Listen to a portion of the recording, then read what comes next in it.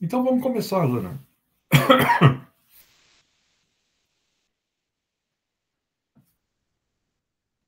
Você não quer dar o Bora? pontapé inicial nela? Não, muito obrigada. Eu adoro esse tipo de caneca aí que tu tá usando. Pois é, eu peguei essa caneca hoje porque eu acho que o café demora mais para esfriar. Não sei por Exatamente. quê.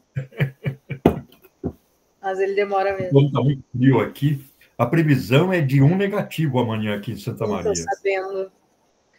Ainda bem que eu não tô aí. Mas aí vai esfriar igual, né? Vai esfriar. A questão é que Porto Alegre está mais próximo do litoral, então a temperatura do oceano funciona como um regulador térmico, né? Ela absorve calor durante o dia e emite calor durante a noite. E isso torna as temperaturas mais amenas, né? Mas, Alana, esse último capítulo é o capítulo em que o Marx tenta utilizar, ou melhor, desenvolver aquele esquema dos dois departamentos no contexto da reprodução ampliada do capital, ou no contexto da acumulação do capital. Você vê que o capítulo anterior foi um capítulo em que ele desenvolveu todo o raciocínio dele com base na reprodução simples, supondo, entre outras suposições, que o capitalista consome toda a mais-valia individualmente. Aqui, nesse capítulo, dando sequência a uma argumentação que ele já desenvolvera no livro 1, ele tenta mostrar, embora o capítulo seja menos desenvolvido, que a reprodução capitalista é reprodução ampliada e que a ampliação da reprodução ocorre pela incorporação de, de parte ou do todo da mais-valia obtida. Então, o capital se amplia na medida em que parte da mais-valia ou toda a mais-valia é, por sua vez, também transformada em capital. É interessante a gente fazer uma volta ao primeiro capítulo do livro 2, que nós estamos discutindo no grupo que começou o livro 2 agora, porque ali o Marx ele apresenta aquele primeiro esquema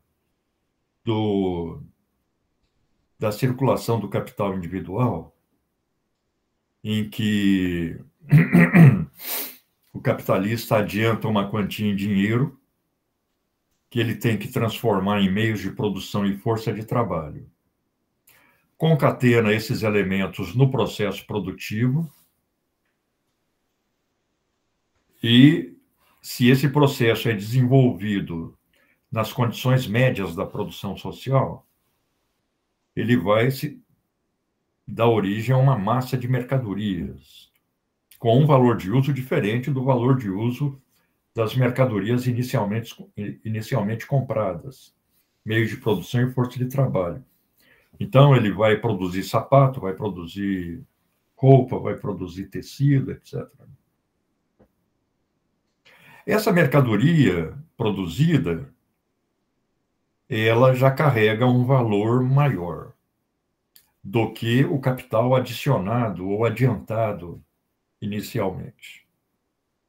E aí o Marx desdobra essa mercadoria em um M grande, que corresponde ao valor dos meios de produção e da força de trabalho presentes na unidade da mercadoria, e um M pequeno, que corresponde à mais-valia. Então, a mercadoria carregada de mais-valia ele apresenta com um M grande mais um M pequeno. É o valor adiantado pelo capitalista e incorporado à mercadoria durante o processo produtivo, valor correspondente ao custo da produção, mais um valor adicional grátis, que é a mais-valia. Quando o capitalista vende essa mercadoria, e enquanto ela está embutida na mercadoria, ela não se torna visível, a transformação da mercadoria em dinheiro explicita a mais-valia. Porque o dinheiro adiantado, que ele expressa com um D grande, vai se somar a um D pequeno, que é a mais-valia. Então, o valor adicionado da mercadoria vendida, ele expressa em uma quantia em dinheiro que corresponde aos custos de produção, mais um D pequeno, que é uma quantia em dinheiro que expressa a mais-valia. E aí ele vai analisar a maneira como esse D grande circula e como a mais-valia circula. E no caso da reprodução simples, esse D pequeno, que corresponde à mais-valia, ao valor adicional grátis que o capitalista obtém, vai ser transformado em renda, ou seja, vai ser transformado no consumo individual do capitalista, portanto, ele sai do ciclo da reprodução do capital. Agora, quando ele analisa a reprodução ampliada, ele está considerando que uma parte ou todo da mais-valia adicionada à massa de mercadoria no processo produtivo, ou melhor, e ao ser vendida, transformada em dinheiro, vai no todo ou em parte ser incorporado ao processo produtivo. Mas no raciocínio que ele faz nesse capítulo, ele parte da reprodução simples. Então, se a gente partir daquele esquema da reprodução simples, como desencadear o processo de reprodução ampliada?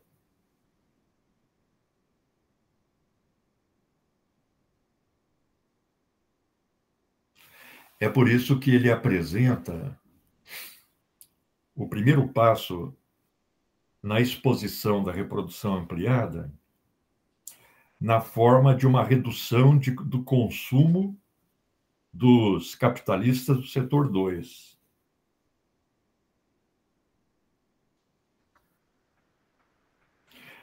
Mas ele analisa a reprodução ampliada, em primeiro lugar, no âmbito do setor 1, depois no âmbito do setor 2 e entre os dois setores. Aí ele monta aqueles vários esquemas, também chatos de ler, em que ele vai mostrando como o capital vai se ampliando ano a ano, na medida em que uma parcela ou todo da mais-valia é incorporada ao capital e não gasta como renda.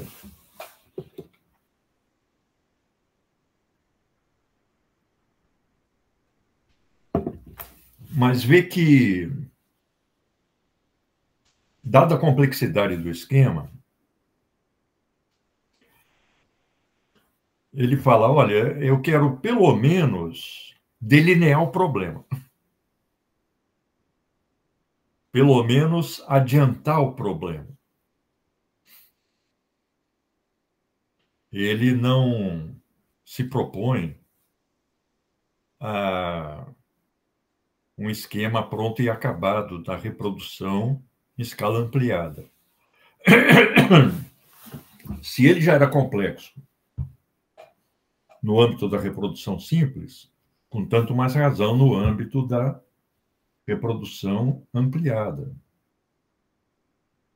Talvez se o Marx desenvolvesse o capital hoje, com os recursos de processamento de dados, fosse possível. Que ele fez tudo no lápis. Tudo escrevendo manualmente no caderno.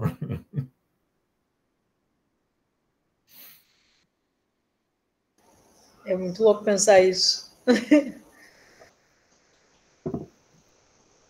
Agora, ele sempre está preocupado com a quantidade do dinheiro em circulação, com a diferença entre a circulação da mercadoria e a circulação do capital. Ele já faz adiantamentos rápidos sobre o desenvolvimento do sistema de crédito e do sistema bancário, que para ele é uma alavanca poderosa de incrementação da reprodução ampliada. Porque, veja, ele considera que o capitalista tem que separar, durante um certo período de tempo, uma fração da mais-valia, até que ele tenha uma quantia em dinheiro suficiente para converter em meios de produção e força de trabalho nas condições gerais de produção dadas, que pode representar tanto a ampliação da fábrica que ele tem hoje, quanto a implantação de uma nova fábrica. Então, durante um certo tempo, uma fração do dinheiro da mais-valia é retirada de circulação e vai para um fundo de reserva, já que o Marx não está trabalhando ainda com o sistema de crédito. Por isso que ele fala, olha, quando o sistema de crédito entra em ação, essa reserva do capitalista vai para o banco. E o banco vai emprestar o dinheiro para o capitalista realizar a sua reprodução ampliada, sem que ele tenha que ficar fazendo a reserva por um longo prazo. Ou seja, os capitalistas, em geral, guardam suas reservas no banco, onde eles vão estar rendendo, vão continuar na condição de capital, e o banco empresta para outros capitalistas que estão ampliando o seu processo produtivo. Então, o sistema de crédito, mais particularmente a sua organização no sistema bancário, vai ser uma alavanca, o Marx fala, prodigiosa de desenvolvimento da produção capitalista. Assim como da centralização do capital, portanto, da formação dos monopólios, etc. Mas, no contexto desse capítulo, ele ainda não está inserindo o sistema de crédito no circuito da circulação do capital. Então, se o capitalista deve providenciar os recursos para a ampliação do seu capital, ele tem que retirar da circulação uma parte ou todo da sua mais-valia. Mas vamos lembrar que na reprodução simples, ele usava essa mais-valia para comprar bens de consumo do setor 2. Ao retirar da circulação, o setor 2 deixa de vender uma parte do produto. É por isso que, para desencadear a reprodução ampliada, os capitalistas do setor 2 têm que pegar uma fração da sua mais-valia para completar a aquisição dos seus meios de produção. Ou seja, para manter a reprodução simples, já que está ocorrendo reprodução ampliada no setor 1. Então, o Marx vai vendo como a reprodução ampliada vai desmontando aquele esquema da reprodução simples e dando origem a um esquema muito mais complexo, que, dado o contexto anárquico da produção capitalista, o caráter concorrencial da produção capitalista vai gerar situações de superprodução em determinadas fábricas ou setores ou ramos de produção, podendo desencadear crises. Então, aí, na argumentação da reprodução ampliada, o Marx já abre uma avenida para uma teoria da crise periódica da produção capitalista. Porque, claro, no esquema da reprodução simples, tudo se completava. O Marx fala, é uma lei da reprodução simples que o dinheiro que vai volta. Mas na reprodução ampliada, em determinados contextos, o dinheiro que vai não volta. Ele vai para uma reserva. E isso torna o esquema muito mais complexo.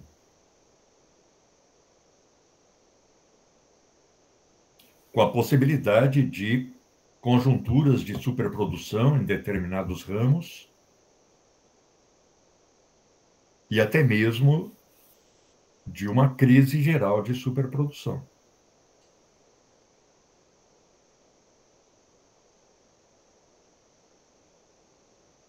Agora, vamos lembrar que o Marx está montando esse esquema supondo que a produção já é predominantemente capitalista. Que a circulação de mercadorias já é circulação de mercadorias produzidas no modo capitalista de produção. O que é uma situação ideal, porque em determinados trechos ele fala, olha, o capitalista pode comprar mercadoria produzida em modos de produção anteriores, que é o que a Rosa explora bastante, né? Ele pode adquirir mercadoria produzida num modo de produção escravista, ou num modo de produção servil, ou num modo de produção familiar ou individual. Não interessa para ele de onde vem a mercadoria, desde que seja funcional para a organização do seu processo produtivo. Mas o Marx monta os esquemas do livro 2, supondo o modo de produção capitalista generalizado, o que é uma suposição ideal. É uma abstração.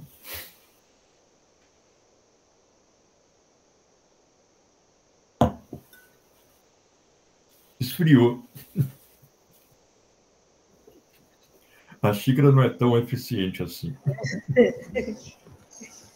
Não é, não tem como nesse frio, não tem como. Pois é.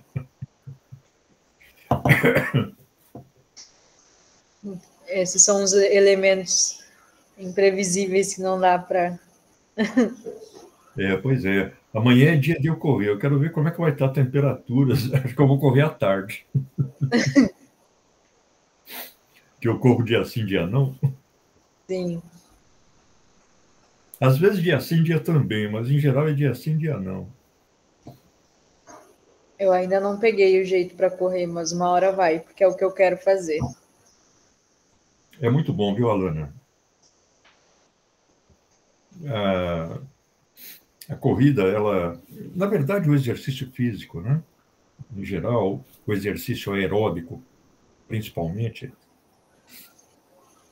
nos dá uma qualidade de vida grande, né? E não é só... É uma qualidade de vida que implica não só saúde física, bem-estar físico, mas também mental, né? Com certeza.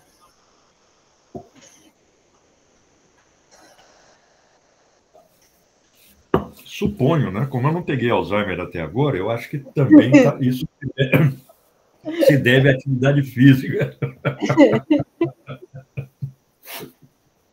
Como ainda estou lembrando do capítulo 1, quando eu chego no capítulo 21. Sim. Que bom. Ai, ai. Mas deve ser terrível isso, né, Alana? Eu estava conversando com uma professora, que é minha colega, e ela falando da mãe, que tinha sido professora também. Que a mãe, eles começaram a observar mudanças no comportamento. E aí não deu outra, né? Foi Alzheimer e evoluiu rapidamente, né? Tá. E é uma coisa terrível, né? Porque a pessoa perde a autonomia pessoal, né?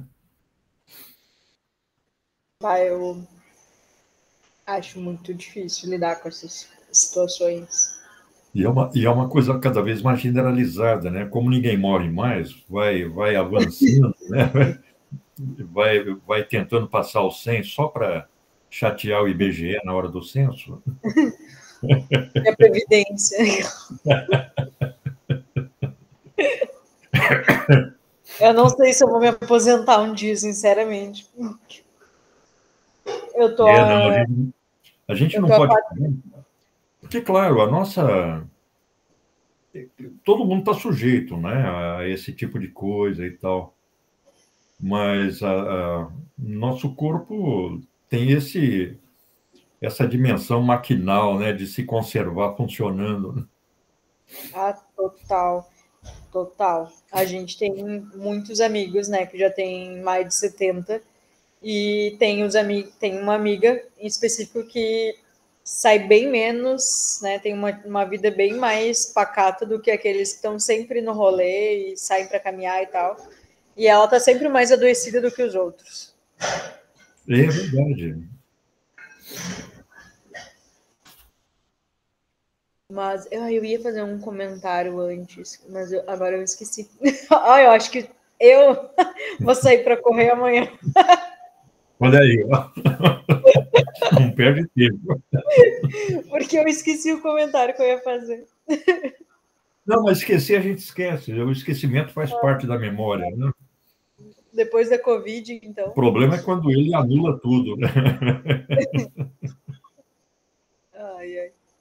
Aliás, para aprendizagem é importante esquecer. Eu lembro muito desse tipo de coisa quando. Eu lembro quando eu estava estudando o ensino de filosofia, que eu pesquisava sobre isso. E aí tinha justamente esse elemento da anamnese, né? De esquecer e É, daí exatamente. retomar e recuperando, né?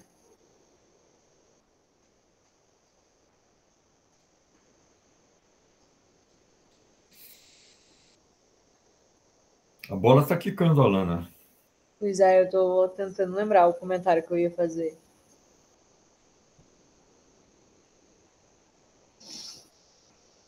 Você vê que o Marx ele sempre mantém na agenda a questão da compra da força de trabalho, a necessidade de capital em forma monetária para pagar permanentemente a força de trabalho. O capital variável ele é um elemento que mantém uma certa vitalidade nos dois setores, porque, particularmente no setor 2, porque corresponde à fração significativa do consumo individual, e também sempre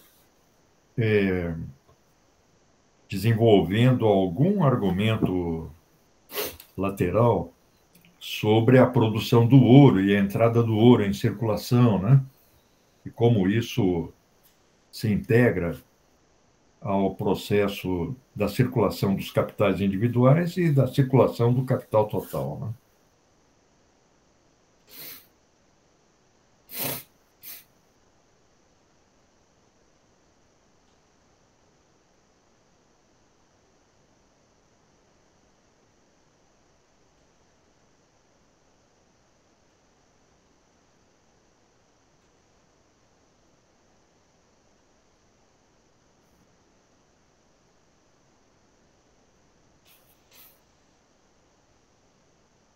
Agora, a gente, depois de ler o livro 2,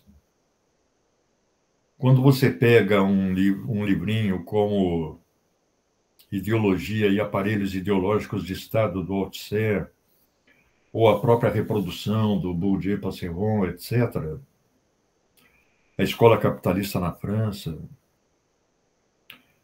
e outros livros de viés reprodutivista no campo da educação, essas obras adquirem um novo sentido, né?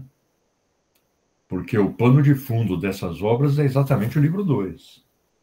É essa noção de reprodução que o Marx desenvolve na reprodução.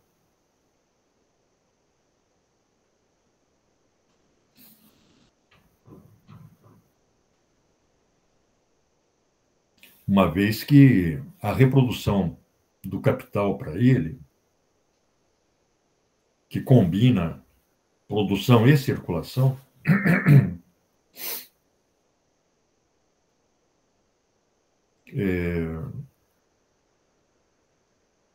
aí esqueci.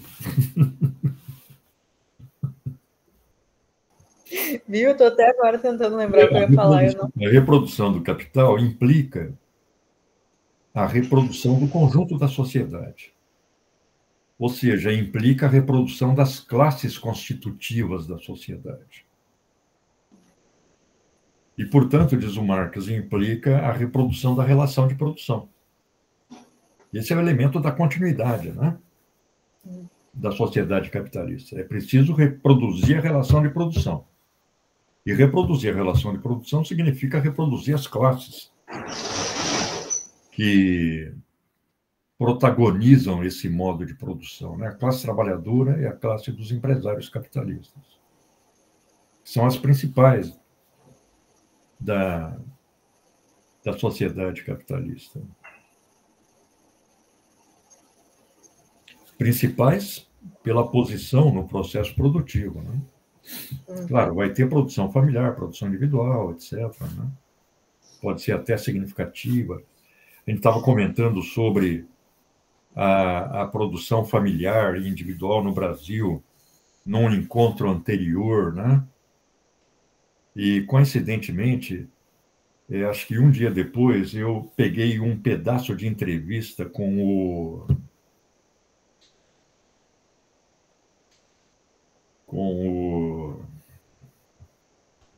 aquele que foi ministro do Lula, que foi presidente da UNE.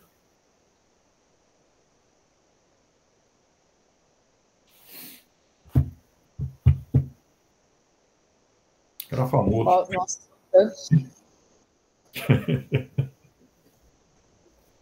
Eu já me lembro. Nossa, E ele falando, nós temos que levar em conta a pequena produção no Brasil, principalmente no que diz respeito à produção de alimentos, uma vez que são 3 milhões de produtores, então é significativo, né?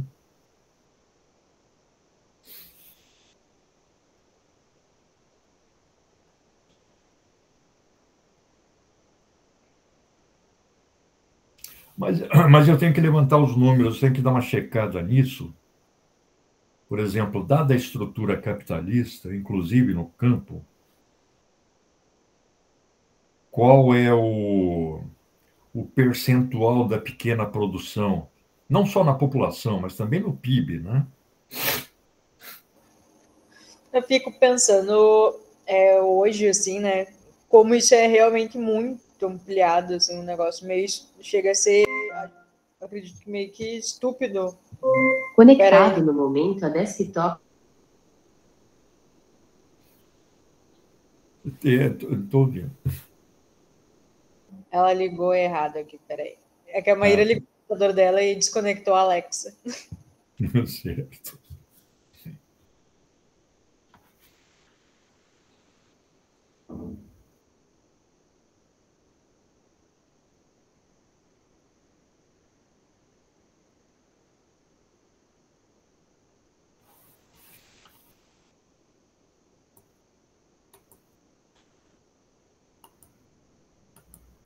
Acho que deu. Isso deu. Deu. Não, mas eu pensando, né, que mesmo empresas menores, assim, né? Mas que conseguem guardar muita grana. E tem mais a questão hoje, assim, de como esses bancos, né? Tem um crédito, tem todo o crédito, tem mais o governo ainda, né? Que em situações, por exemplo, da Claro, enchente. claro. No caso da enchente, o ano passado, né? Que tem toda uma facilitação, né? Por parte do Estado para essas empresas poderem, né, se reestruturar, digamos assim, como se essas empresas já não tivessem, né, recursos próprios assim para se restabelecer. Claro. Então, aí parece que se mexe menos ainda, né, no que essas empresas precisam, enfim, precisam, né, mexer, assim, por exemplo, num caso né, de algum desastre, alguma coisa nesse sentido. Então, enfim, pensando assim, como é absurdo, né? Como isso escalonou assim de uma forma que hoje É exponencial, né? é muito. E aí pensando, né, nessa questão da reprodução, assim, do quanto isso reflete, né, na miséria assim da classe trabalhadora, né? Que só é possível em função disso, assim, né? Da exploração e da quantidade de gente que nem tem emprego ou perde o emprego em meio a situações como essa, né? Eu estava vendo uma matéria na BBC, eu deveria até ter compartilhado no grupo. É uma matéria sobre um levantamento feito por uma organização inglesa chamada Oxfam, que trabalha com avaliação de situações de fome no mundo desde os anos 40 e tal, então tem muito dado acumulado sobre isso, né? E a última publicação dessa Oxfam evidencia que os recursos do 1% mais rico da população mundial daria para acabar 22 vezes com a miséria. Eu vi isso, eu vi. Como se fosse preciso, né? É isso, é muito bizarro, né? Como Pois se... é. É muito bizarro. Mas, claro, aí a gente tem, com o desenvolvimento do sistema de crédito, o próprio Marx alerta que se desenvolve toda uma série de processos especulativos, né? O Marx considera que a organização do processo produtivo é um mal necessário para o capitalista. Se ele puder se livrar disso, ele se livra, já que o objetivo dele é obter mais-valia. Então, não é incomum, por exemplo, uma empresa pôr dinheiro em investimentos de lucratividade alta num paraíso fiscal e obter dinheiro de financiamento de baixo custo ou subsidiado por dinheiro público, ou seja, pelo imposto pago pelo trabalhador, de um banco estatal. Ou seja, tudo conflui para uma reprodução mais potencializada do capital, né? Inclusive na medida em que o capital se centraliza. Sim. Porque, claro, o Marx está analisando esse esquema, ele está desenvolvendo esse esquema na segunda metade do século XIX. Ou seja, há um século. E muita água já rolou debaixo da ponte em termos de desenvolvimento da acumulação capitalista. É claro que a acumulação capitalista ela passa por crises, nos momentos de crise, a grande destruição de meios de produção, de produtos e tal, né? A acumulação do capital não é linear.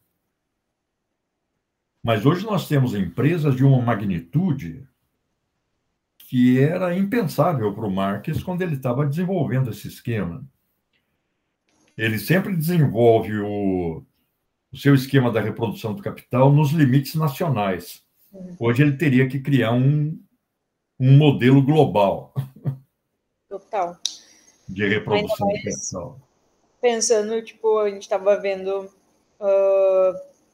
Aqui em Eldorado, né?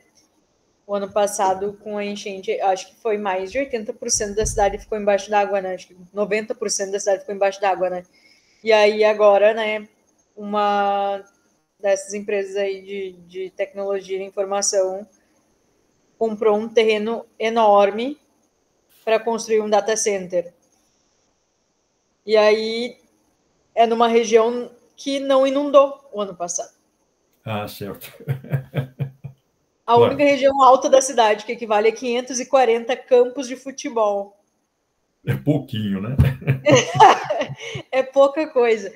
Aí tu pensa, tipo, toda a população assim, numa zona de risco e vai Claro. ter... Não, Simplesmente já venderam esse lugar para não acontecer nem da galera pensar em ocupar, né? Não, você vê, foi mais leve a chuvarada desse mês, da semana passada e tal, mas já inundou áreas de Eldorado do Sul, Sim. Aquela região das ilhas, o pessoal já teve que sair. Total. Mas é claro, os caras não podem construir um data center numa área inundável, né? Não, eles pegaram um terreno bem bom. Aí eles vão usar água para resfriar. Claro, e um data center, ele é um sorvedouro de energia elétrica, né? de água. Exato.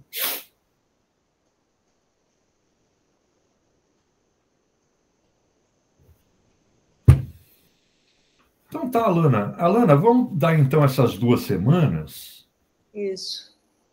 Eu faço um calendário para quando você acha que seria legal a gente começar. Olha só, eu tenho que ver exatamente como vai ficar a minha agenda no próximo semestre, porque ainda não veio a oferta de disciplinas. Tá. Então eu ainda não sei, mas eu acho que agora na próxima semana deve vir já. Tá bom.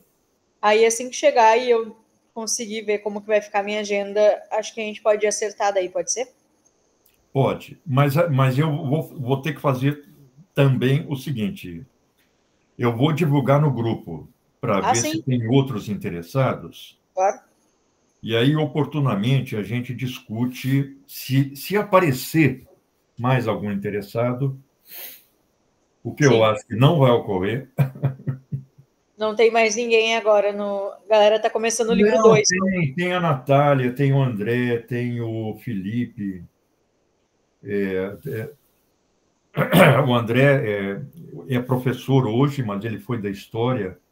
A Natália e o Felipe são do serviço social. Eles leram o livro 2.